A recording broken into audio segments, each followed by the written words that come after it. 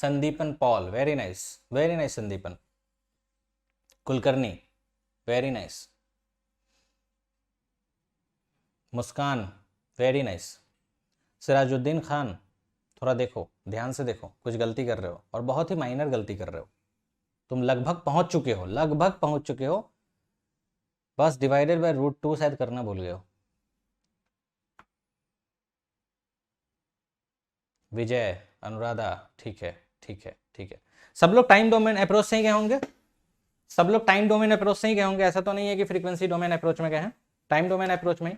कुछ लोग को टाइम ज़्यादा लगा, कुछ लोग को टाइम कम लगा, वो सब प्रैक्टिस पे डिपेंड करता है। उसके लिए आप बिल्कुल भी पैनिक मत होना, चीज़ों को समझो। और पहला बार जब ऐसा क्वेश्चन देख रहे हो, मान लो आपको टाइम ज़्यादा लग गया, मान लो 10 मिनट लग गया, मैं बता रहा हूँ किस तरह से आप सोच सकते हो। मान लो आपको 10 मिनट लग गया तो कोई बात नहीं, नेक्स्ट इससे रिलेटेड जितना भी क्वेश्चन है, इस टाइप से जो डिफरेंट फ्रीक्वेंसी वाला जितना भी क्वेश्चन है सब कर डालो। उसके बाद बार बार कर डालो, 10 12 15 प्रॉब्लम करते रहो सिर्फ इसी डिफरेंट फ्रीक्वेंसी पे, ऐसा कर लो। और उसके बाद देखना, जब इतना कर लोगे तो उसके बाद देखना बहुत आसान हो जाएगा। उसके बाद आपको फट निकाल लोगे। टाइम लगा सर, बिल्कुल टाइम लगेगा, क्योंकि क्वेश्चन जो मैं फ्रेम किया हूं ना, वो ऐसा सोच कर नहीं किया हूं कि आपको 3 मिनट में ही कंप्लीट करना है। मैं फ्रेम किया हूं कि आपको कॉन्सेप्ट पूरा एक्सप्लेन कर पाऊं उस पॉइंट को देखकर, ठीक है। तो 25 पॉइंट जो भी आ रहा है दैट इज करेक्ट आंसर।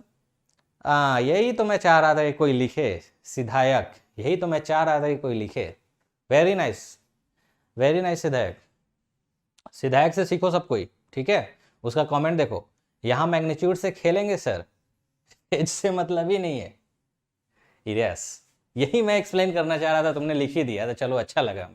मैं ऐसा कोई बोला क्यों नहीं अभी तक, कहीं पे हम एंगल से खेल रहे हैं, यहाँ पे मैग्नीट्यूड से क्यों खेल रहे हैं। बिल्कुल देखो, सीधी सी बात है, हमको आरएमएस वैल्यू ऑफ V0 चाहिए। तो अगर VI ऐसा कुछ है तो V0 आपको किस फॉर्म में मिल सकता है? V0 भी तो इसी फॉर्म में मिलेगा। V0 मैं क्या बोला कि जैसा एक्साइटेशन वैसा रिस्पॉन्स, तो V0 is the response, excitation हमारा ऐसा है, तो V0 भी तो आपको ऐसा मिलेगा, A cos 1000t plus θ1 plus B sin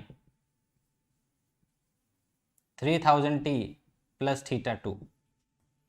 ऐसे ही तो कुछ मिलेगा, कुछ एंगल पे शिफ्ट हो सकता है, वो एंगल 0 भी हो सकता है, नहीं शिफ्ट हो, या फिर शिफ्ट होगा तो एंगल भी आ सकता है, कुछ ऐसा ही आएगा ना। मैं बोला आपको कि एक्साइटेशन जैसा रहता है वैसे ही रिस्पॉन्स आएगा। ये तो आपको मैं शुरू से बता रहा हूं ना कि एक्साइटेशन कॉस में तो रिस्पॉन्स भी कॉस में, एक्साइटेशन साइन में तो रिस्पॉन्स भी साइन में। तो क्या डिफरेंस है? सिर्फ मैग्नीट्यूड और एंगल, कहीं तो डिफरेंस आएगा कि मैग्नीट्यूड हो सकता है चेंज हो जाए और एंगल आपका शिफ्ट हो जाए। उसी तरह से इसका जब लोगे तो ऐसा कुछ आएगा, यही तो फॉर्म में आएगा, कुछ अलग तो नहीं आएगा, ठीक है ना। तो जब इस फॉर्म में आएगा तो आप मुझे बताओ, इसका जब आरएमएस वैल्यू आपसे पूछा है कि आउटपुट वोल्टेज का आरएमएस वैल्यू बताओ, क्या वो शिफ्ट पे डिपेंड करता है? θ1 θ2 पे डिपेंड करेगा क्या आरएमएस वैल्यू?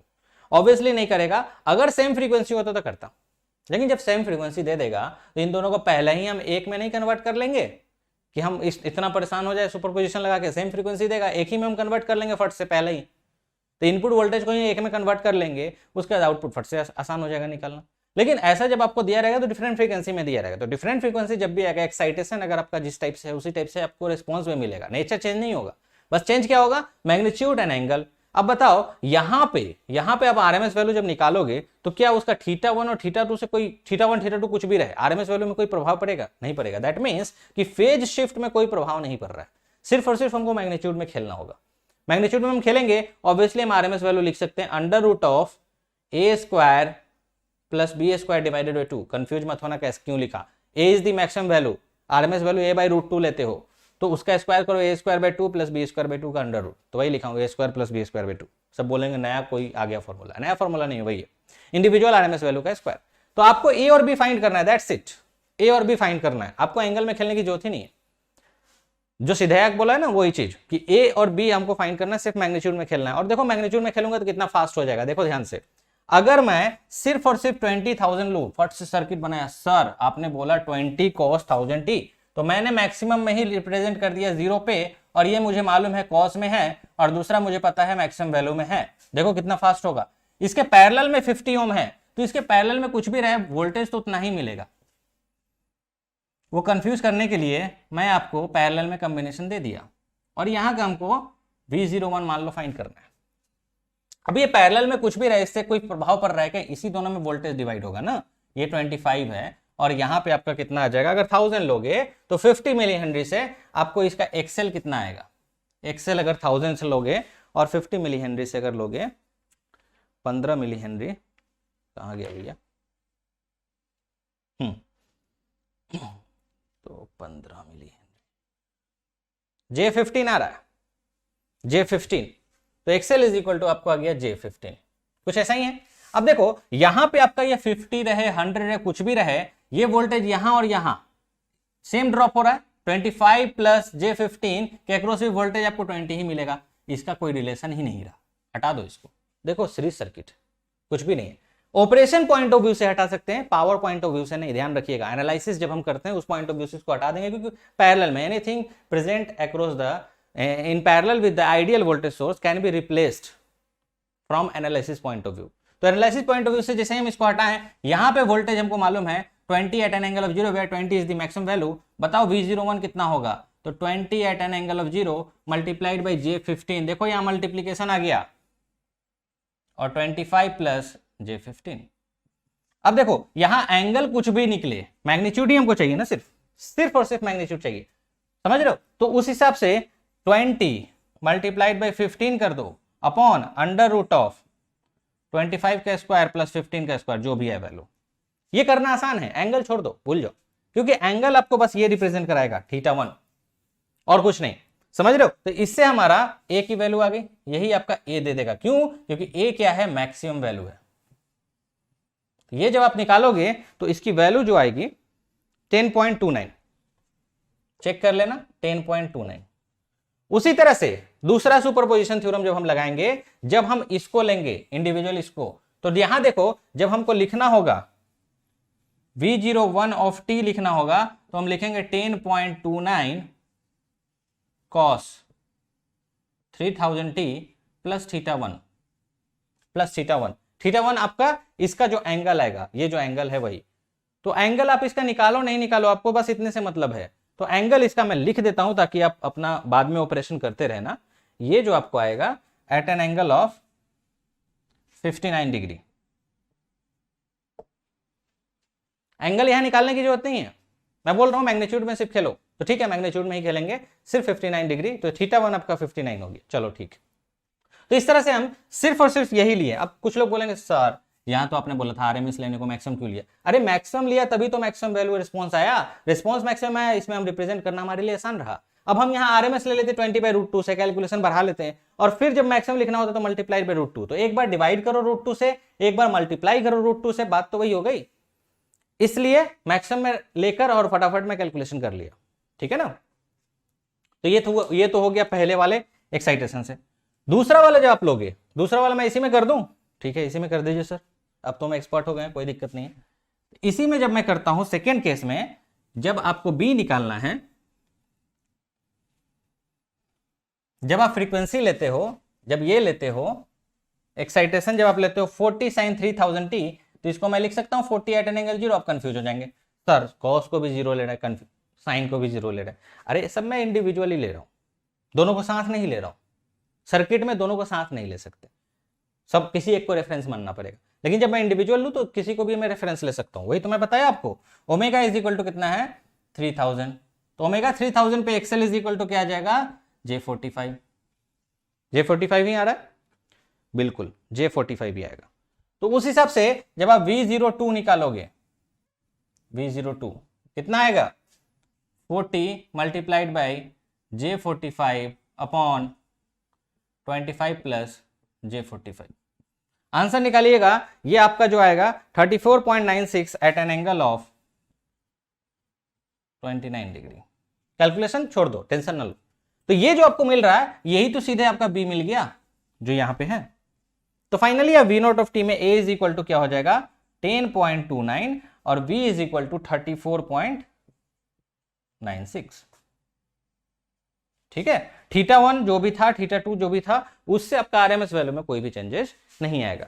तो RMS value V0 of RMS अगर पूछें, अंडर रूट ऑफ 10.29 बाई √2 का स्क्वायर प्लस 34.96 √2। तो लास्ट स्टेप में एक लड़का गलती कर दिया था, लड़का था कि लड़की थी, एक स्टूडेंट गलती कर दिया था, वो √2 करना भूल गया, 10.29 का स्क्वायर प्लस 34.96 का स्क्वायर का अंडर रूट लिया, उसका 36 के आसपास आ रहा था, डिवाइडेड बाय √2 आप कर दोगे तो उसके बाद आपको 25.77 आ जाएगा। 1000 है फर्स्ट का, हाँ तो 1000 ही तो लिया हूँ, ओमेगा इज इक्वल टू 1000 पे आपको एक्सएल इज इक्वल टू 15 आएगा, J15।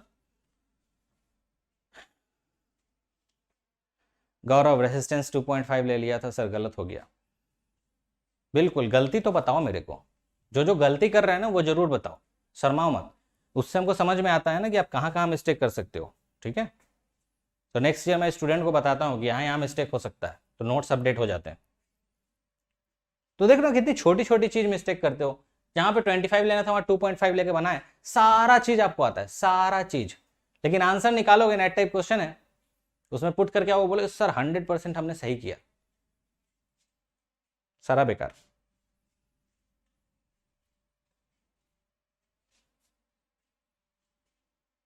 इसका फेजर कैसे बनेंगे आप बनाओ, इसका फेजर कैसे बनाएंगे आप बनाओ, ठीक है। कुछ आप भी ट्राई करो, हर एक में मैं फेजर हम ही बताऊं, आप भी ट्राई करो कुछ।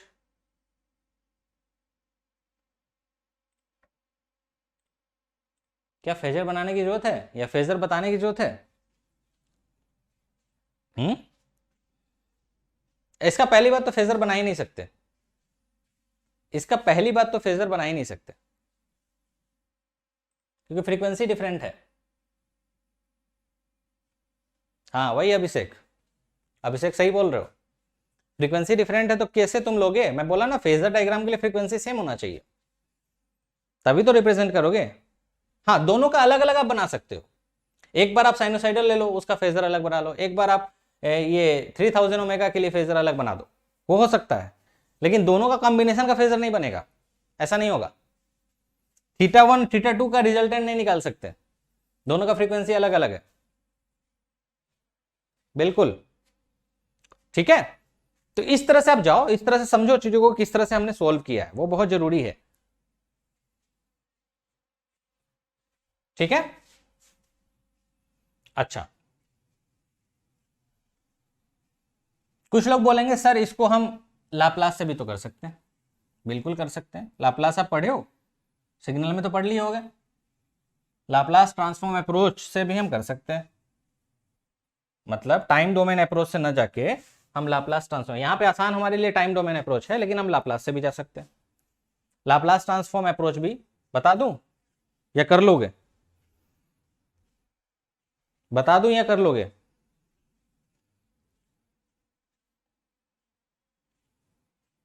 वर्चुअल कैसे से बिल्कुल ज्यादा टाइम नहीं लगेगा, नहीं लगेगा, जब मैग्नीट्यूड में खेलना है तो किस चीज का टाइम लगेगा, हो जाएगा सर, यस सर, हाँ वही कह रहा हूं, थोड़ा सा मैं स्टेप दे देता हूं, आप इसको होमवर्क में लेना, ठीक है। लाप्लास ट्रांसफॉर्म अप्रोच से भी इसको आप कर सकते हो, लाप्लास ट्रांसफॉर्म अप्रोच से भी इसको कर सकते हो, LTA लाप्लास ट्रांसफॉर्म अप्रोच। इसमें क्या करना है, देखो आपसे जो भी रेस्पॉन्स फाइंड करता है, इसमें हम लोग को ट्रांसफर फंक्शन निकालना पड़ता है, तो transfer function h of s जो लिखते हैं या j ओमेगा लिखते हैं, ये क्या होता है, जो भी आपको फाइंड करना है वो आपका न्यूमरेटर में रहता है, मतलब कि जो डिजायर्ड वैल्यू है, जो आपको चाहिए, डिजायर्ड वैल्यू क्या है, हमको आउटपुट वोल्टेज फाइंड करना है, कहां पे, इंडक्टर के अक्रॉस, अपॉन एक्साइटेशन जो दिया हुआ है, एक्साइटेशन मतलब जो दिया हुआ है VI ऑफ t, तो ये होता है आपका VI ऑफ s, ये आपको कुछ ट्रांसफर फंक्शन मिलेगा, ठीक है ना। वो ट्रांसफर फंक्शन में आप ओमेगा इज इक्वल टू 1000 डाल के एक बार मैग्नीट्यूड और एंगल निकालोगे, और एक बार ओमेगा इज इक्वल टू 3000 डाल के मैग्नीट्यूड एंगल निकालोगे। जब ओमेगा इज इक्वल टू 1000 डाल के मैग्नीट्यूड एंगल निकालोगे, जो हम लोग पढ़ते हैं कंट्रोल सिस्टम में भी, तो उसका वैल्यू आपका मैग्नीट्यूड का वैल्यू ये वाला आएगा, ठीक है, और एंगल का वैल्यू θ1। जब ओमेगा इज इक्वल टू 3000 लिखोगे तो उसका मैग्नीट्यूड का वैल्यू ये आएगा और ये θ2 आएगा, क्लियर। तो मैं यहाँ पे ट्रांसफर फंक्शन आपको डायरेक्ट लिखता हूं, ये निकालने का तरीका क्या है, तो ऑब्वियसली देखो 50 तो चेंज नहीं हो रहा है, 25 नहीं चेंज हो रहा है, ये आपका क्या हो जाएगा, ये 15 मिली हेनरी जो है उसको LS से रिप्रेजेंट कर सकते हो, ओमेगा L ना, S is equal to J omega लिखते हैं ना, तो LS से हम रिप्रेजेंट कर सकते हैं। और फाइनली आप इसमें क्या करोगे, वोल्टेज डिवीजन रूल लगा दो, यहाँ के अक्रॉस V0 ऑफ S चाहिए ना, तो वोल्टेज डिवीजन रूल से L S multiplied by V I F T upon 25 plus S L, है ना। और उस तरह से जो आपको ट्रांसफर फंक्शन मिलेगा मैं डायरेक्ट लिख देता हूं ताकि आप इसको करना कैलकुलेशन, बस नॉर्मल कैलकुलेशन ही है। जो आपको ट्रांसफर फंक्शन मिल रहा है 0.015 ओमेगा अपॉन 25 प्लस जे 0.015 ओमेगा। मतलब ये वैल्यू जो है ना 0.015 ये आपका 15 मिली हेनरी है, तो 0.015 इंटू एस, तो एस को हम लोग जे ओमेगा से हटा सकते हैं, तो ये कुछ ऐसा आया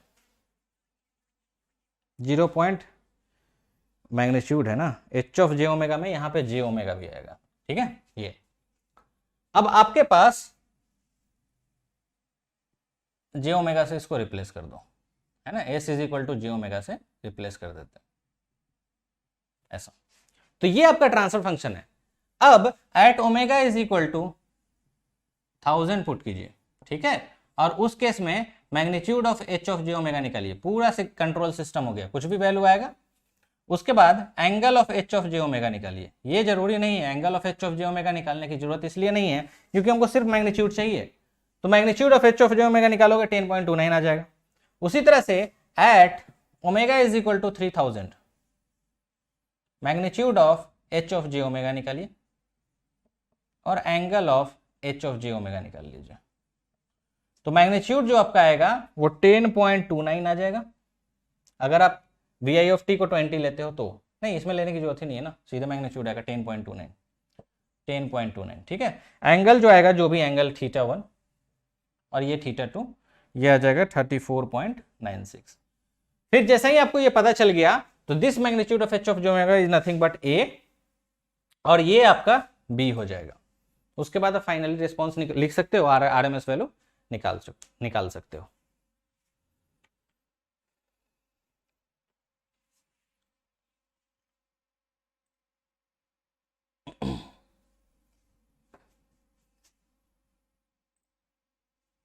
ठीक है, एवरीबॉडी क्लियर? ठीक है, तो इसको होमवर्क में ले लीजिए, इसको करके देखिएगा, दोनों से सेम आना चाहिए आंसर, आंसर अलग नहीं आएगा, सेम ही आएगा, डिफरेंट कुछ नहीं आ सकता। तो इसको एज ए होमवर्क ले लो, ठीक है। अब इसमें वेरीफाई करने के लिए नहीं बोलना, सारा चीज तो मैं लिख ही दिया, ट्रांसफर फंक्शन देख लो, ट्रांसफर फंक्शन क्या है वो मैं लिख ही दिया, तो इसमें वेरिफिकेशन की बात ही नहीं हो रही है ना, ठीक है।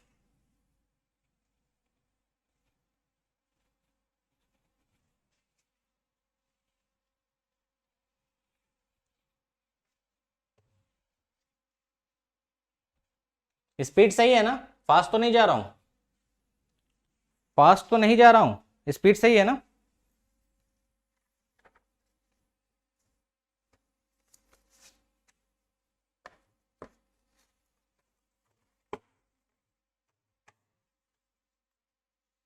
हाँ, दोनों से आपका कैलकुलेशन उतना ही आएगा, क्योंकि आपको एक चीज पता है मैग्नीट्यूड में हमको खेलना है, इसलिए कैलकुलेशन सेम आ गया। एंगल आ जाता तो फिर टाइम डोमेन अप्रोच थोड़ा सा टफ हो जाएगा। ठीक है, ओके है स्पीड, ठीक है। चलिए अब हम लोग आगे बढ़ते हैं, आगे अच्छा अच्छा क्वेश्चन आपको लेते हैं। Question number 2, 3, 2, 3, 4, 8, 12। चलो 2 देखते हैं कैसा क्वेश्चन है, आपके लिए अगर आसान होगा तो उसको स्किप कर देंगे। आसान तो नहीं है, ठीक है, मतलब दे सकते हैं आपको प्रैक्टिस के लिए। ये मैं एक्सप्लेन नहीं करूंगा क्वेश्चन नंबर 2, मतलब क्वेश्चन नंबर 8 जो जीओसी का है, ये मैं एक्सप्लेन नहीं कर रहा हूँ। ये मैं चाहता हूँ कि आप टोटल बनाओ इसको, क्योंकि इससे हेवी प्रॉब्लम हम लोग ऑलरेडी डिस्कस कर चुके हैं, ठीक है। अब आप इससे ऊपर हो, तो एक सर्किट है 20 ओम, यहां पे C की वैल्यू अननोन है, यहां L की वैल्यू दे रखी है 15 मिली हेनरी, ठीक है। ओमेगा इज इक्वल टू दिया हुआ है 1000 रेडियन पर सेकेंड। ये मैं सॉल्व नहीं करूंगा, ये मैं चाहता हूं आप सॉल्व करो, ठीक है। हाँ, दिया हुआ क्वेश्चन है sir, 20 ohm resistance is connected in series with parallel combination of capacitor C and 15 milli henry pure inductor as shown below, जैसा मैं बनाया हूं। To achieve the input power factor, to achieve the input power factor equal to 0.707 lag at omega is equal to 1000 radian per second, the value of C in microfarad is, ये सब already हम लोग मतलब discuss करते आ रहे हैं। मैं आपको एक ही क्वेश्चन में बहुत चीज करा देता हूं ना, तो उस हिसाब से सिर्फ ये क्वेश्चन आपके लिए एकदम मतलब रद्दी सा हो गया है, लेकिन स्टिल मैं क्वेश्चन डिजाइन किया हूं तो मैं चाहूंगा कि आप इसको भी रखो, है ना। तो इसको सॉल्व करो, सॉल्व करके मुझे आंसर बताओ।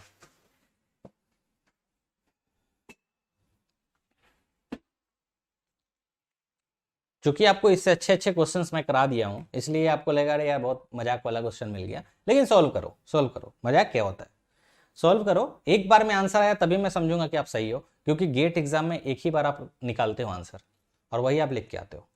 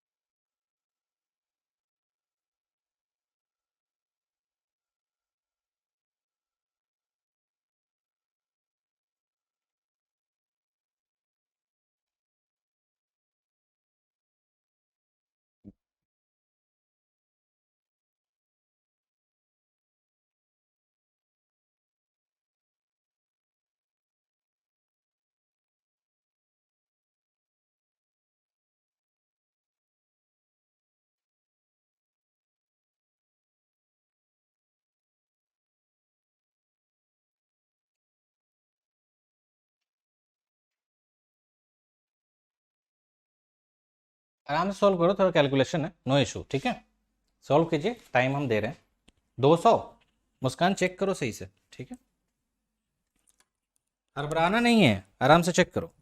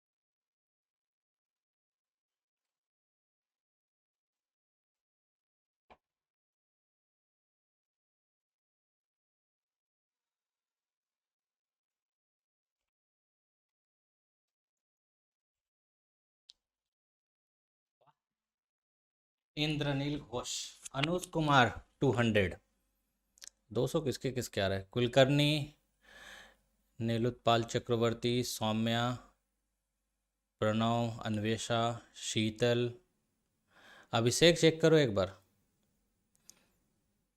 अभिषेक चेक करो, ठीक है। Saurabh, Saumya, nice. 16.67 is the correct, और 16.67 जिसका भी आया है वो करेक्ट है। विजय 15 आ रहा है, चेक करो एक बार। सुप्रिया करेक्ट है, 16.67 इज करेक्ट। यस शशांक, बिल्कुल सही है, बिल्कुल सही है। ठीक है, ठीक है। 16 पॉइंट, कौन चाहता है कि मैं ये सॉल्व करूं? एनीबडी? कोई चाहता है कि मैं इसको सॉल्व करूं? इससे हेवी हेवी क्वेश्चन करा दिया हूं मैं। एनीबडी वांट कि हाँ मैं इसको सॉल्व करूं? कुछ नहीं करना है आपको, इनपुट इंपीडेंस निकालना है। चलो मैं स्टेप देता हूं, ठीक है, स्टेप देता हूं ताकि मैं मैक्सिमम क्वेश्चन करा पाऊं आपको, है ना। सब में अगर आधा घंटा लगाएंगे तो फिर तो 10 क्वेश्चन नहीं पहुंच सकते। चलो देखो, इसमें आपको बोल रहा है to achieve the input power factor 0.707 lag, that means कि पावर फैक्टर एंगल आपको जो चाहिए वो कितना चाहिए? -45। -45 में तो लैग होगा ना, माइनस इज इटसेल्फ डिनोटिंग कि ये लैगिंग नेचर है। मतलब एंगल आपको कैसा चाहिए? -45। अब मान लो यहां पे आपका वोल्टेज है, यहां पे आपका वोल्टेज है V at an angle of 0, तो करंट यहां पे आपको कितना चाहिए?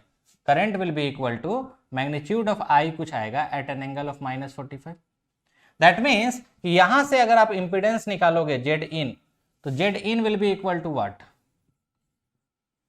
V upon I। V आपका एंगल 0 पे है, I आपका कहां जा रहा है? Magnitude of I at an angle of -45, मतलब मैग्नीट्यूड ऑफ Z कुछ आएगा एट एन एंगल ऑफ +45। तो इनपुट इंपीडेंस का एंगल कितना होना चाहिए? 45। इनपुट इंपीडेंस आपका RS प्लस JXS के फॉर्म में आएगा। क्यों? क्योंकि इंडक्टिव है या कैपेसिटिव है? ऑब्वियसली बता रहा है इनपुट पावर फैक्टर आपका लैगिंग है। दैट मीन्स कि जो इनपुट इंपीडेंस होगा वो R प्लस JX में आएगा। प्लस क्यों आएगा? हमको मालूम है प्लस क्यों आएगा, क्योंकि लैगिंग नेचर का है। तो लैगिंग नेचर में आपका इंपीडेंस आपका R प्लस JX में आता है।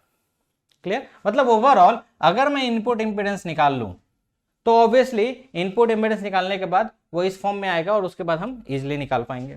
तो इनपुट इंपीडेंस कैसे निकलेगा, सवाल यही है। तो ओमेगा इज इक्वल टू 1000 पे ये आपका क्या हो जाएगा? J15 हो जाएगा। C है, बस ठीक है। अब इसमें आप इनपुट इंपीडेंस निकालोगे तो 20 plus parallel combination of these two, तो J15 multiplied by 1 upon J omega C, J15 plus 1 by J omega C, कुछ ऐसा ही आएगा। ये जब आप फाइंड करोगे तो इज इक्वल टू आपको जो फाइनल मिलने वाला है वो मिलने वाला है 20 plus J15 by 1000 C upon 1 by 1000 C -15, ये आपको इंपीडेंस मिलेगा। तो जैसे ही आपको देख रहा है R प्लस J में है, दैट मीन्स कि RS की वैल्यू इतनी हो गई 20 और ये आपका XS की वैल्यू हो गया। अब देखो एंगल बिटवीन दिया हुआ है 45 डिग्री, दैट मीन्स कि tan 45 अगर मैं इंपीडेंस ट्रायंगल से जाऊं तो tan 45 इज इक्वल टू क्या होगा? XS upon RS। होगा या नहीं होगा? बिल्कुल होगा। इंपीडेंस ट्रायंगल इसका अगर बनाओगे तो RS आपका ऐसा कुछ है, XS ऐसा है, and this is only the input impedance, यही तो एंगल फाई है। तो tan फाई कितना है? 45। tan phi is equal to XS upon RS। RS की वैल्यू आपको 20 है, tan 45 1 है, XS में सिर्फ और सिर्फ C अननोन है, देख रहे हो? तो C अननोन है, यहां से आप जब इसको सोल्व करोगे तो C is equal to 16.67 microfarad है। तो कैलकुलेशन को हम लोग आप सॉल्व कीजिए घर पे होमवर्क में, ठीक है। तो 16.67 इज द करेक्ट आंसर। तो ये क्वेश्चन मैं नहीं कराया हूं क्या? क्वेश्चन नंबर 1 में ही ये सब करा दिया हूं। इसलिए मैं बोला कि हर एक क्वेश्चन में मैं आपका डिफरेंट पॉसिबिलिटी ले लिया। अब जब गेट एग्जाम में पूछेगा तो ऐसे ही पूछेगा, पूरा नहीं पूछेगा। तो उस पॉइंट को देखते हुए आपको हर चीज आसान लगने लगेगा। अरे यार बहुत आसान है, बहुत आसान है। जो सेकंड सेमेस्टर में होगा, थर्ड में होगा, फोर्थ में, उससे पूछना ये आसान उसको नहीं लगेगा।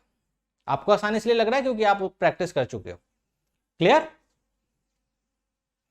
क्लियर? चलो तो shall we proceed to the next question. Yes ही आएगा मालूम, नो तो आ ही नहीं सकता। आप लोग इतना एनर्जेटिक रहते हो, मजा आता है।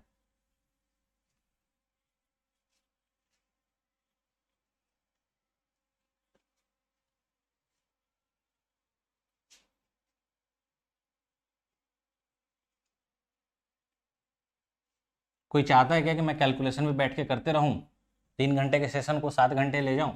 कोई चाहता है क्या ऐसा? कॉन्सेप्ट को समझिए, कैलकुलेशन मैं आप पे छोड़ूंगा, तभी जाके आपको मैक्सिमम कॉन्सेप्ट दे पाऊंगा। कॉन्सेप्ट भी जरूरी है ना, बिना कॉन्सेप्ट का आप कैसे आगे बढ़ सकते हो? नहीं पॉसिबल है ना, it's not possible. Okay, question number 3 4 भी सेम है आपका सीरीज सर्किट का। 3 देखें, yes 3 is very nice question. ये क्वेश्चन बहुत अच्छा है, ये मैं डिस्कस करूंगा, ये थोड़ा अलग क्वेश्चन मैं क्रिएट किया था। GOC 9 ले लीजिए, ठीक है। A choke coil of internal resistance, लिखिए, a choke coil of internal resistance,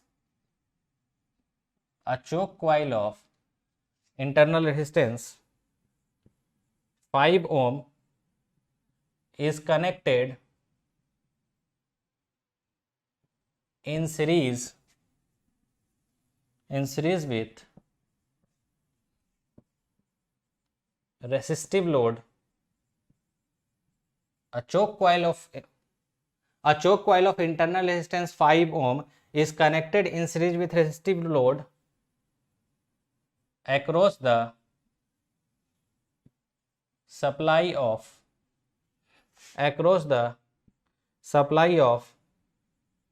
400 volt 50 hertz, ठीक है। उसके बाद क्या है, a current of 10 ampere, value देख लेना, 10 ampere passing through resistive load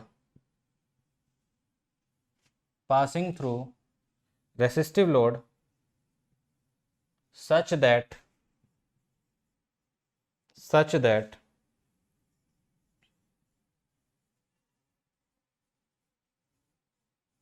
voltage drop across it is 100 volt. The value of inductance of coil and power factor of the circuit. The value of inductance of coil and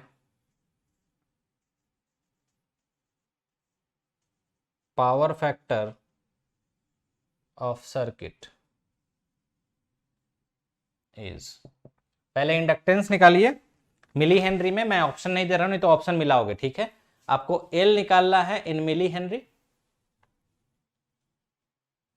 and power factor of circuit निकालना है। Total circuit, power factor of circuit का मतलब क्या है, input power factor निकालना है। चलिए बनाइए, अच्छा क्वेश्चन है, ठीक है, थोड़ा सा अलग क्वेश्चन है, तो इसको बना के देखो।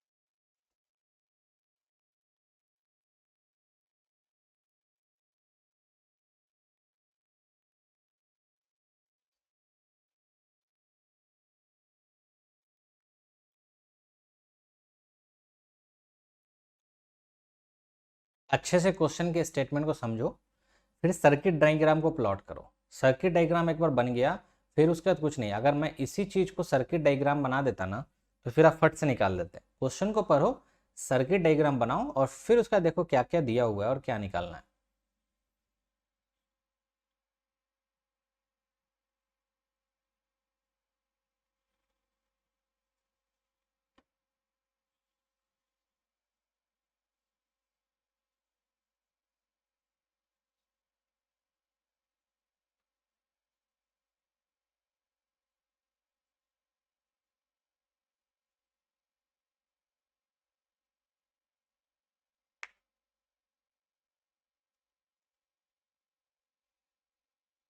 भाव्या भाव्या, 118 मिली हेनरी आ रहा है?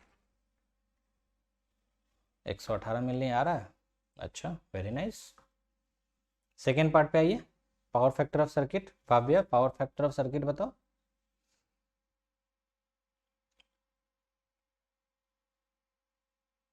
आराम से निकालो, चिंता मत करो, ठीक है। टाइम हम एनफ दे रहे हैं, इसलिए आपको टाइम ज़्यादा दिया जा रहा है। और लाइव सेशन का मतलब ही आप मिस्टेक करो और फिर हमसे पूछो, मिस्टेक करो और उसी टाइम में चेक करो, वही होता है लाइव सेशन।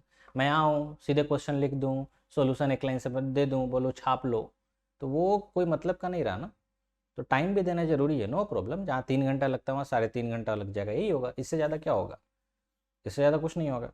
तो हम हैं ना, इसी के लिए तो हैं, आप रेडी रहो ना। यस, 118 मिली हेनरी जिसका जिसका आ रहा है करेक्ट है, ठीक है। निकालिए, और लोग निकालिए। फिर उसका सेकेंड पे आइए, power factor of circuit. Power factor of circuit is nothing but input power factor, ठीक है। सौम्य 120 नहीं आएगा, इतना डिफरेंस नहीं आएगा, एक बार चेक करो। 126 अभिषेक, बहुत ज़्यादा डिफरेंस आ रहा है, उतना नहीं आएगा।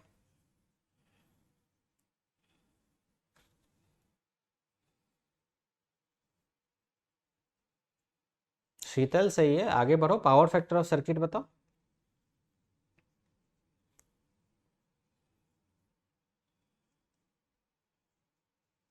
पावर फैक्टर ऑफ सर्किट बताओ। पावर फैक्टर ला रहे हो कितना, 0.375। लैग या लीड? लैग या लीड? संदीपन पॉल 0.375, 0.375 कुलकर्णी लैग, ठीक है, ठीक है, ठीक है। जो लोग निकाल लिए बहुत अच्छी बात है, बहुत अच्छा लगा कि आपने सही टाइम पे निकाला। और इसमें जितना आप टाइम लिए हो ठीक है, इतना टाइम अगर लग रहा है तो चलेगा, कोई दिक्कत नहीं है। तो 0.375 लैग और 118 मिली हेनरी। अब एक और क्वेश्चन इसमें ऐड करो, power factor of choke coil. Power factor of choke coil.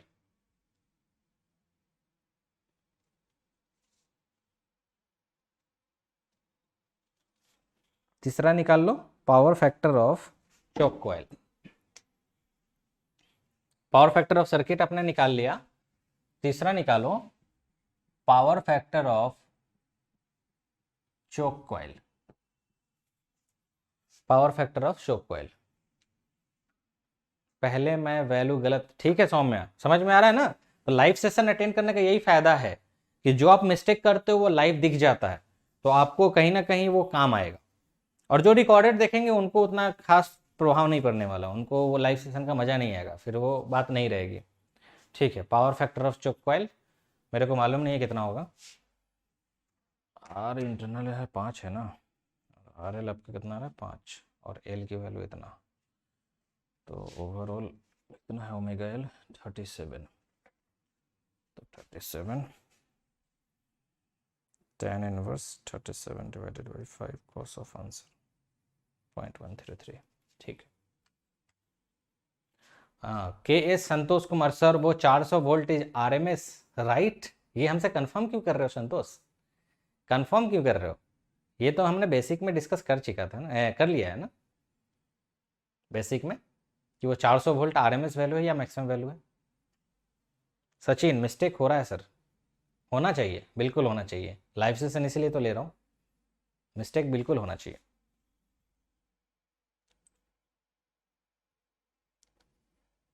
51 minute हो गया, ठीक है।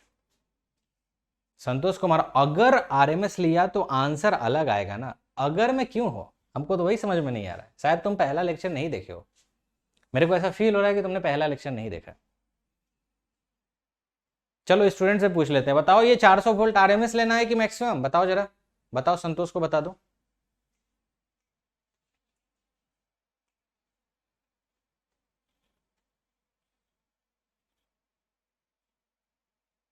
ठीक है संतोष, आंसर मिल गया।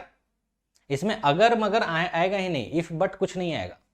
जो दिया हुआ है वो आरएमएस दिया हुआ है, ऐसी सर्किट में हमेशा आरएमएस, जब तक कि बोले नहीं कि maximum value across it is this, तब तक जो भी आपको नोटेशन दिया हुआ है सब आरएमएस वैल्यू है। चलिए देखो, अब मैं इसको बताता हूं। इसमें मैं तीन चीज पूछा था, तीन चीज क्या है, इंडक्टेंस चोक कॉइल का, दूसरा power factor of circuit and तीसरा power factor of choke coil. ये दोनों मैं पूछने का मेरा क्या वजह था कि आपको पता होना चाहिए इनपुट पावर फैक्टर और लोड पावर फैक्टर में डिफरेंस क्या है। अगर चोक कॉइल लोड होता तो लोड पावर फैक्टर और इनपुट पावर फैक्टर दोनों डिफरेंट आ रहा, तो ये चीज आपको क्लियर करने के लिए मैं दोनों बोल दिया कि चलो भाई दोनों निकालो। अब ध्यान से देखो, जो लोग मिस्टेक कर रहे हैं ना वो इस चीज को समझ नहीं पा रहे, ये स्टेटमेंट को समझ नहीं पा रहे कैसे लिखा हुआ है। मैं पढ़ता हूं, a choke coil of internal resistance 5 ohm. अब चोक कॉइल है, चोक कॉइल, कॉइल कैसा होता है, कॉइल कैसा होता है बताओ जरा। कॉइल होगा, एक वाइंडिंग होगी, ठीक है। इस चोक कॉइल का इंटरनल रेजिस्टेंस बोल रहा है 5 ओम, मतलब इसमें आपका इंडक्टेंस भी होगा ऑब्वियसली, मतलब R इज इक्वल टू आपका 5 ओम दे दिया है और L की वैल्यू नहीं दे रखी है, ठीक है। A choke coil of internal resistance ना, मतलब चोक कॉइल ये होता है, is connected in series with resistive load across the supply of 400 volt. Resistive load इसके अक्रॉस कनेक्ट है, सीरीज में एक रेसिस्टिव लोड कनेक्ट है। चलो भैया, रेसिस्टिव लोड को RL से रिप्रेजेंट कर देते हैं, और ये दोनों का सीरीज कॉम्बिनेशन आपका सप्लाई है 400 वोल्ट 50 हर्ट्ज का, इसके अक्रॉस कनेक्ट है। अच्छा, इतना पढ़ के लगा। उसके बाद बोल रहा है current of 10 ampere passing through resistive load. देखो ये नहीं बोल रहा है current of 10 ampere flowing, passing through resistive load बोल रहा है, मतलब यहां का करंट आपको दिया हुआ है 10 एम्पियर, तो यहाँ 10 एम्पियर, तो इधर कितना होगा, इधर भी तो 10 ही होगा ना, सीरीज सर्किट है तो सब जगह 10 ही एम्पियर फ्लो कर रहा है। कंफ्यूज के लिए आपको बोल दिया कि रेजिस्टिव लोड के अक्रॉस आपको जो 10 एम्पियर मिल रहा है such that voltage drop across it is 100 volt, मतलब कि इस लोड के अक्रॉस जो वोल्टेज ड्रॉप है वो 100 वोल्ट है। अब फटाफट एक सेकंड में मेरे को आंसर चाहिए, बताओ जरा इस चोक कॉइल के अक्रॉस वोल्टेज कितना होगा एक सेकंड के अंदर, एक सेकंड के अंदर। 400 वोल्ट ये है, 100 वोल्ट ये है, चोक कॉइल के अंदर कितना होगा, ये पूरा RL, यहां पे पूरा इसके अक्रॉस वोल्टेज कितना होगा, फटाक से बताओ एक सेकंड के आंसर अंदर में आपको बताना है। 400 वोल्ट और यहां 100 वोल्ट है, तो यहां पे वोल्टेज कितना होगा, ये देखो, ये देखो 300 300 300 300। मैं एक सेकंड इसीलिए बोला था कि आप मिस्टेक करो।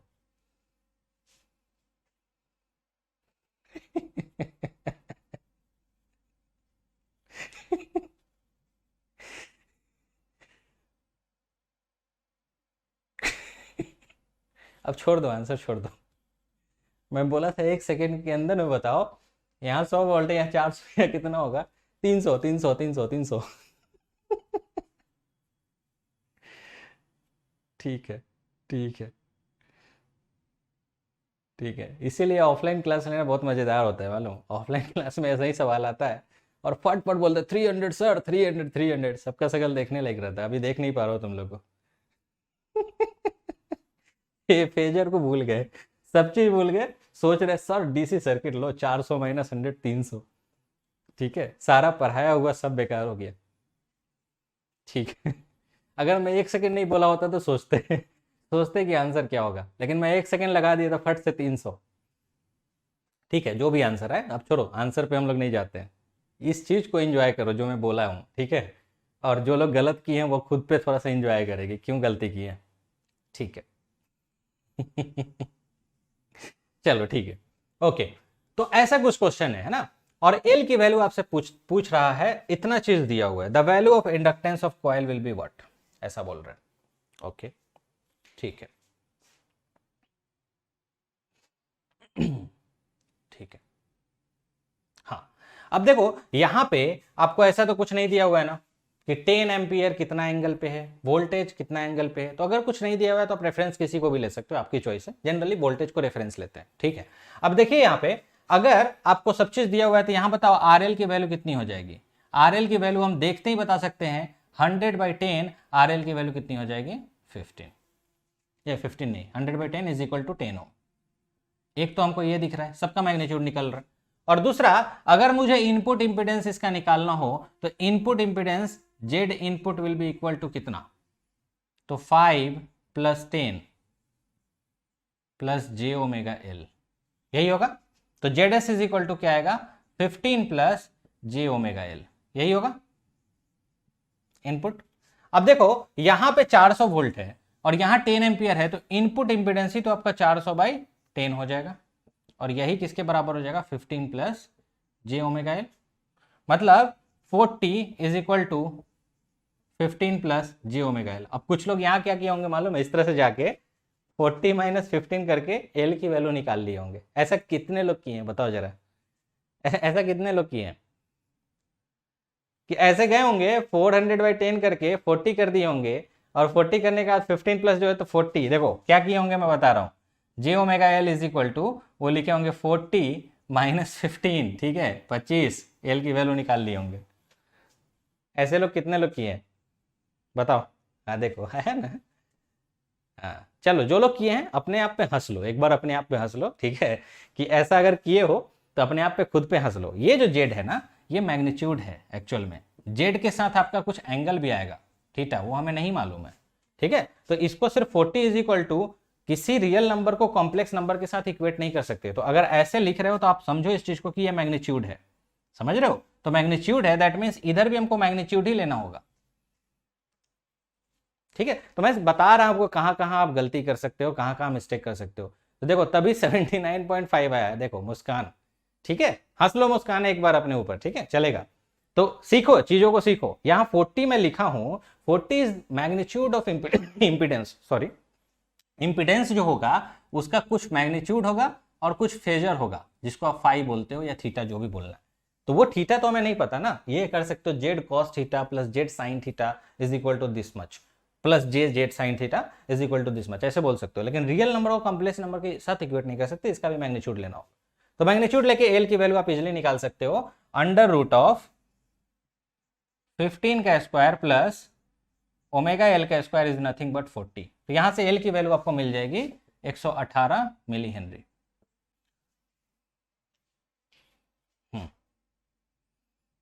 ठीक है, ठीक है ना। चलिए, तो एल इज इक्वल टू आपको मिल गया 118 मिली हेनरी। एल मिल गया तो एक्सएल भी मिल जाएगा। उसके बाद क्या निकालना है, कोई दिक्कत नहीं है। इनपुट पावर फैक्टर बोला है, इनपुट पावर फैक्टर इससे निकल जाएगा, इनपुट पावर फैक्टर इससे निकल जाएगा, tan inverse omega L upon 15। L की वैल्यू पता है, ओमेगा की वैल्यू पता है, 15 की वैल्यू पता है, इससे हमारा फाई निकल जाएगा, फिर हम कॉस फाई निकाल सकते हैं। तो कॉस फाई आपको आएगा 0.375। दिख रहा है क्या, दिखना ही चाहिए, नहीं दिखेगा तो देख लेना, ठीक है। तो cos phi is equal to 0.375 आएगा इनपुट पावर फैक्टर, ठीक है ना। तो 0.375 कैसा आएगा, तो लैग आएगा ऑब्वियसली। इंपीडेंस आपका कैसा है, प्लस जे में है, दैट मीन्स कि लैगिंग बिहेवियर होगा। और दूसरी चीज, पूरा आपका देखो इंडक्टिव सर्किट है, कोई कैपेसिटर है ही नहीं, तो लैगिंग हम ऑलरेडी समझ सकते हैं कि इससे सर्किट बनाने से भी हमको लैगिंग बिहेवियर ही मिलेगा। अब यहाँ तीसरा जो मैं सवाल पूछा था, power factor of choke coil, ये मैं इसलिए पूछा था कि आपको समझ में आना चाहिए कि there is difference between input power factor and load power factor. यहां लोड हम लिख रहे हैं रेसिस्टिव लोड, तो ये तो यूनिटी पावर फैक्टर पे है, नो प्रॉब्लम, ये तो यूनिटी पावर फैक्टर पे। लेकिन ये मान लो चोक कॉइल भी तो लोड हो सकता है ना। तो चोक कॉइल को अगर आप एज ए लोड लोगे तो power factor of this load, मान लो चोक कॉइल को हम लोड लेते हैं, तो power factor of this load is not equal to input power factor. जो आप बोलते हो ना load power factor input power factor कब बराबर होगा कब नहीं होगा, यहां देखो नहीं होगा। अगर चोक कॉइल को लोड लोगे तो इसका जो आपको पावर फैक्टर मिलेगा, इसका जो पावर फैक्टर मिलेगा वो मिलेगा power factor angle tan inverse omega L upon 5 से। क्यों, क्योंकि आर की वैल्यू इसकी 5 है, एक्सएल अपॉन आर करते हैं ना, तो इसका पावर फैक्टर इससे मिलेगा। और इनपुट पावर फैक्टर जो है उसमें आर प्लस दिस वन 10 ओम, मतलब 15 आ जाएगा नीचे, तो दोनों अलग आएगा।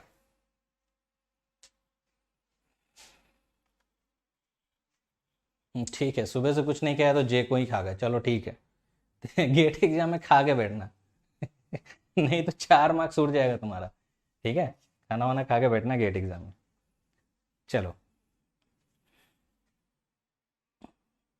ठीक है, गर्दा उड़ जाएगा, टेंशन ना लो, ऐसे ही पढ़ते रहो, यही छोटी छोटी मिस्टेक आप करते हो ना, सब चीज पता है आपको, सब चीज पता है, उसके बाद भी मिस्टेक कर गए और मिस्टेक करने के बाद गलत आता है। चलिए ठीक है ना, तो जो भी आंसर आया था आपका करेक्ट है और इस तरह से आप बना सकते हो। ये क्वेश्चन मैं इसीलिए डिस्कस किया कि आपको थोड़ा हर चीज में एक कंक्लूजन जरूर लिखा करो। यहां देखो इस जगह पे एक कंक्लूजन होना चाहिए, input power factor is not equal to the power factor of choke coil. ठीक है ना, ये चीज आप लिखो ताकि आपके दिमाग में रहेगी। पावर फैक्टर हर जगह अलग अलग आ सकता है, हर एक लोड का अलग अलग हो सकता है। इसको एक लोड लो, इसको एक लोड लो, तो सबका अलग अलग इंडिविजुअल पावर फैक्टर हो सकता है। इसको लोड लोगे तो इसका यूनिटी पावर फैक्टर है, इसको लोड लोगे तो इसका पावर फैक्टर जो भी है tan inverse omega L upon 5 से पावर फैक्टर एंगल निकल जाएगा और cos 5, फिर इसका इनपुट पावर फैक्टर कुछ अलग आएगा। इसी में सवाल और भी पूछ सकता था ना, इसमें सवाल ऐसा पूछ सकता था आपसे कि complex power drawn from the supply, ये भी सवाल आ सकता था। तो अब आप 10 एम्पियर जो ले रहे हो इसका एंगल ऑलरेडी बता सकते हो। जो इनपुट पावर फैक्टर एंगल आ रहा है वही आपका 10 एम्पियर का एंगल होगा, 10 एट एन एंगल ऑफ जो भी इनपुट पावर फैक्टर एंगल आ रहा है। ठीक है, और उस हिसाब से आपको वोल्टेज, यहाँ का वोल्टेज का भी एंगल, ये जो रेजिस्टेंस के 100 वोल्ट है ये भी सेम एंगल पे होगा, क्योंकि जितना करंट का एंगल उतना ही आपका ये रेजिस्टिव लोड के अक्रॉस जो है एंगल वो भी सेम होगा। तो ये सब चीज आप थोड़ा सा सोचो, खुद से सोचो कि क्यों सेम होगा। रेजिस्टिव लोड में कोई भी वोल्टेज एंड करंट के बीच का एंगल नहीं आता। यहाँ का वोल्टेज भी आप निकाल सकते हो, चोक कॉइल के अक्रॉस वोल्टेज कितना है वो भी निकाल सकते हो। वो कैसे निकालोगे, इसका एंगल पता चल गया, ये 0 पे है, ये माइनस इसका एंगल के साथ जो लोगे वो आपको वोल्टेज ड्रॉप अक्रॉस इंडक्टर दे देगा।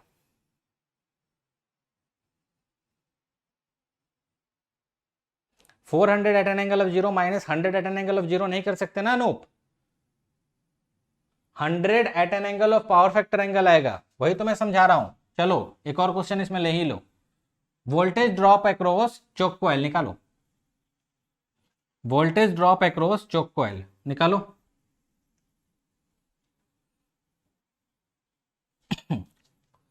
Voltage drop across choke coil,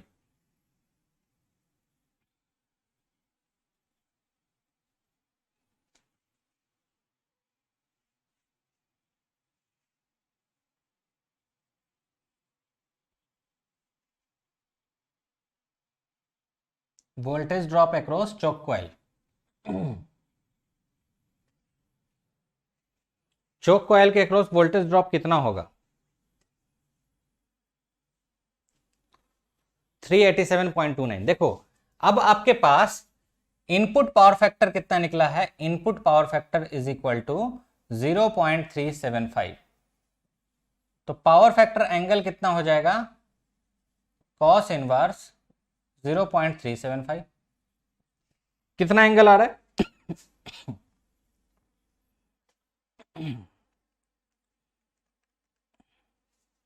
67.97 degree.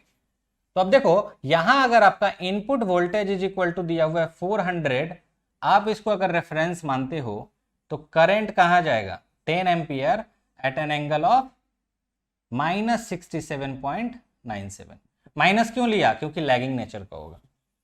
ठीक है, जब करंट आपका ऐसा हुआ तो voltage drop across R L load, voltage drop across R L कितना होगा, I multiplied by R L की वैल्यू कितनी है 10। तो 10 at an angle of minus 67.97 multiplied by 10, देखो 100 दिया हुआ था लेकिन एंगल आपको नहीं मालूम था, तो एंगल आप पता कर सकते हो। अब कितना होगा, माइनस 67.97। तो voltage drop across choke coil क्या होगा, केवीएल लगाइए, तो इनपुट वोल्टेज फेजर सम में minus voltage drop across RL phasor sum में। तो this is 400 minus 100 at an angle of 67.97 in negative.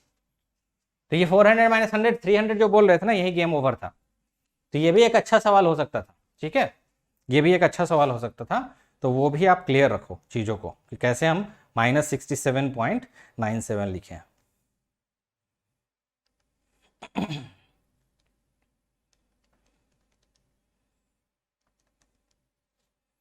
$374 at an angle of 14 degree कितना आ रहा है, 374 at an angle of 14 degree.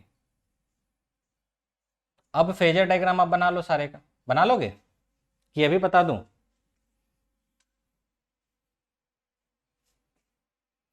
Sir we load to resistive, देखो अनूप आया ना एक कंफ्यूजन। अनूप का देखो क्वेश्चन क्या है, क्वेश्चन ये है कि सर वोल्टेज अक्रॉस लोड तो रेसिस्टिव है, तो उसका एंगल जीरो क्यों नहीं लिए? तुम ले लो ना, एक काम करो, इसी को जीरो लेके करते रहो। तो ये जीरो लोगे तो ये रेफरेंस से भाग जाएगा, शिफ्ट कर जाएगा किधर, ये आपका प्लस में चला जाएगा, कितना 66.67। निकालोगे तो सेम ही आंसर आने वाला है। सब एक दूसरे से रिलेटिव है ना। मैं इसको जीरो माना तो ये हमारा इधर शिफ्ट हो गया। अब जब तुम ये वी आर जो है ये शिफ्ट हो गया इतना, अगर तुम इसको जीरो मानोगे तो ऑलरेडी ये 67.97 ये शिफ्ट हो जाएगा। तो मैं बोला ना, फेजर कहीं भी रोटेट कराते रहो, एक दूसरे के बीच का फेज डिफरेंस सेम होना चाहिए। ठीक है, आपकी चॉइस है, आप इसको जीरो मान लो, इसको जीरो मानोगे तो करंट उसी हिसाब से जीरो पे रहेगा। तो करंट जीरो पे रहेगा तो ये वोल्टेज जो है वो 67.97 पे लीड कर जाएगा। तो ओवरऑल वोल्टेज एंड करंट के बीच का एंगल आपको 67.97 ही बनेगा। मेरा 374 आ रहा है, मेरा 374 आ रहा है, 387 कैसे ला रहे हो? मेरे से गलती हो रही है क्या? 100 at an angle of minus 67.97,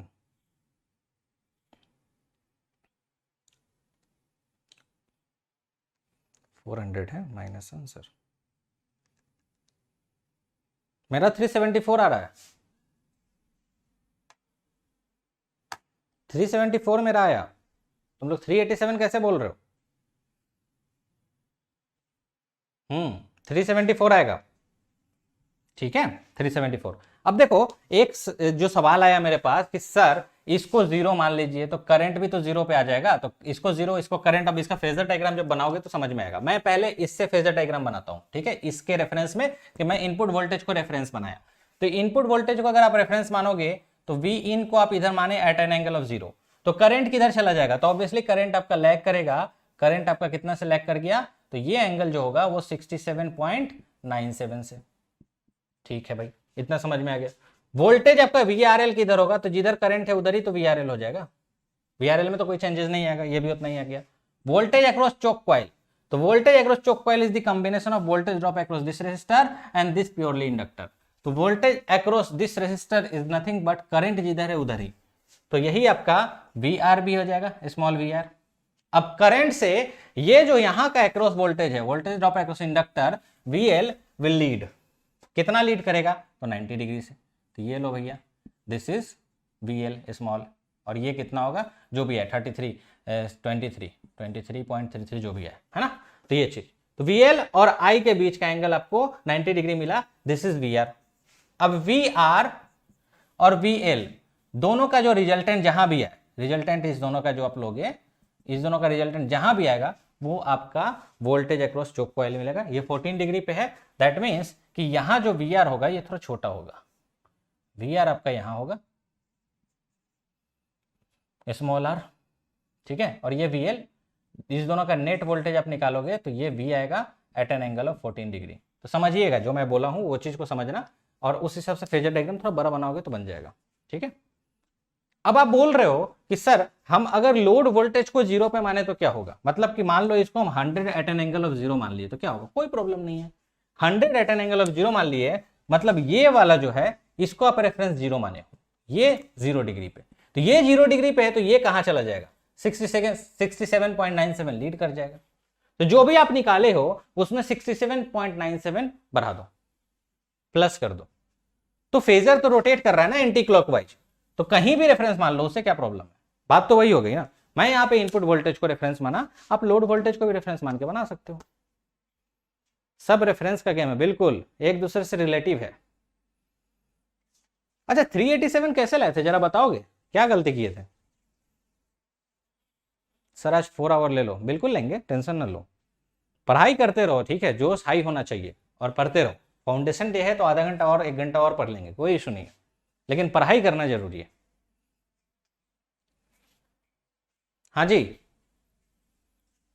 angle नहीं लिया था तो गलती कर दी है ना, ठीक है। तो अब चलते हैं नेक्स्ट क्वेश्चन पे।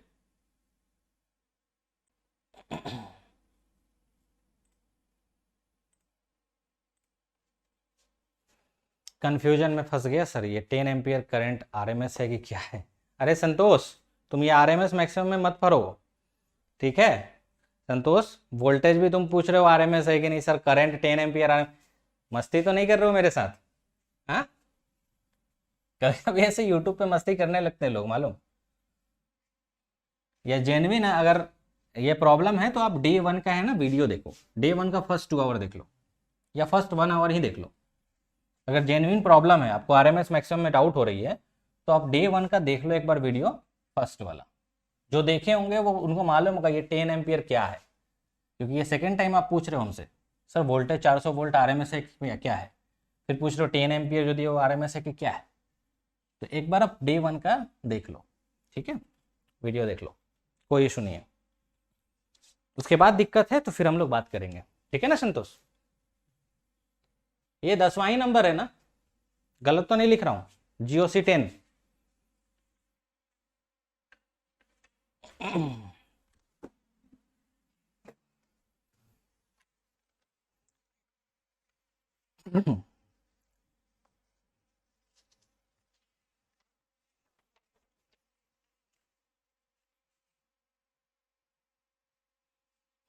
ठीक है, ये 10वां ही नंबर है ना, एक बार मिला लेना, ठीक है?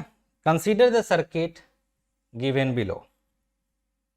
ये करंट सोर्स है, 10 cos t है,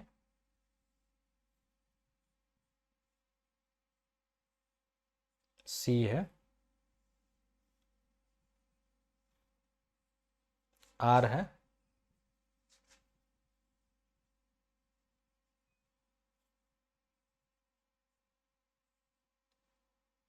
वन ओम है, 1 हेनरी। C की वैल्यू नहीं दी है। पहला क्वेश्चन है इसमें, find C for which circuit shows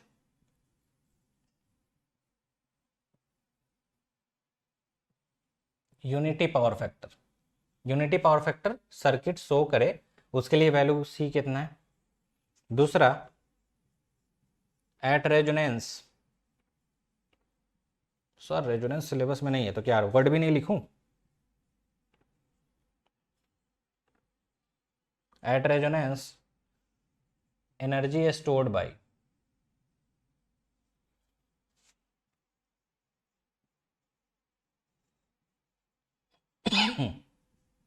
will be.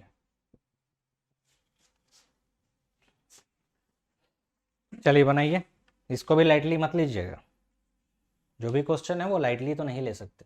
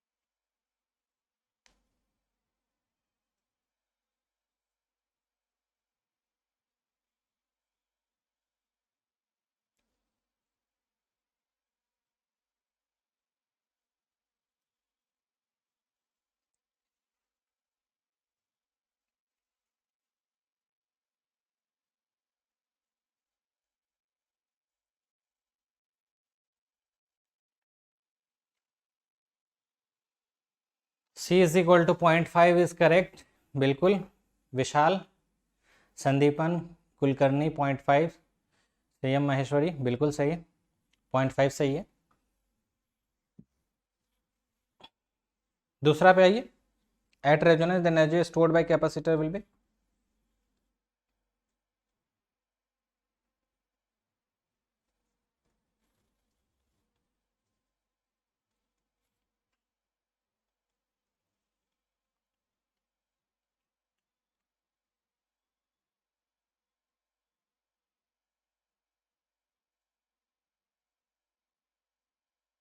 Second question पे आइए। At resonance the energy stored by capacitor will B